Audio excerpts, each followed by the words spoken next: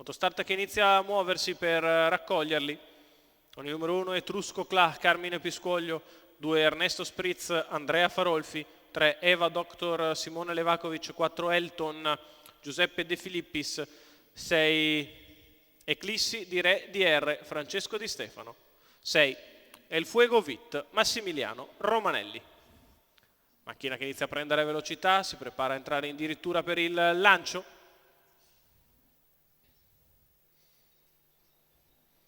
Partiti, errore di Eva Doctor, è veloce, Elton che prende l'iniziativa.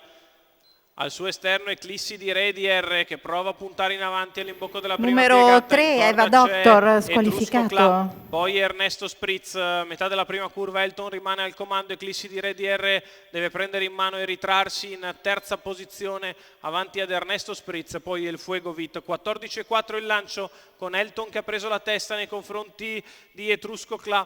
In corda Eclissi di Re DR, avanza subito Ernesto Spritz che si scopre in breve e va all'esterno. 400 metri di Elton in 38.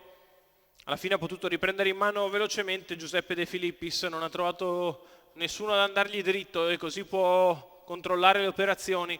Ora Ernesto Spritz avanza con maggior decisione all'esterno e lo costringe ad accelerare. In corda rimane Etrusco Cla, poi Eclissi di Re DR e del Fuego Vit. Frazione comoda sulla curva e adesso Ernesto Spritz fa sul serio, attacca severamente Elton che è sollecitato per respingerlo. Frazione in 13,8 davanti alle tribune, bordata di Ernesto Spritz.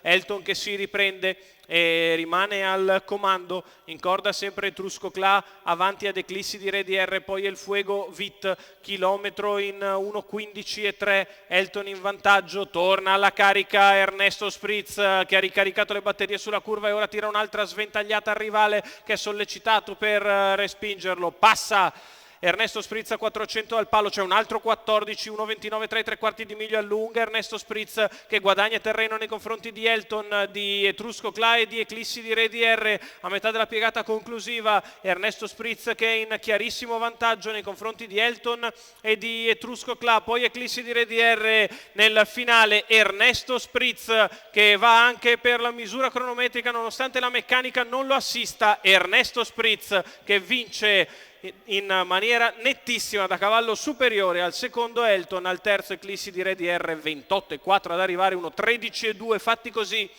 per Ernesto Spritz. Andrea Farolfi in salchi per Andrea Sarzetto al training, i colori della Valle Falconera. Impressionante il figlio di Maraja e Rems Kronos che tira 2 bordate ad Elton. Se ne va nel finale. Oggi non era nella miglior versione di sempre dal punto di vista della meccanica. Vedete Andrea Farolfi che ha il suo bel da fare in salchi. Il motore è indiscusso. Gran successo per Ernesto Spritz, Andrea Farolfi, Andrea Sarzetto.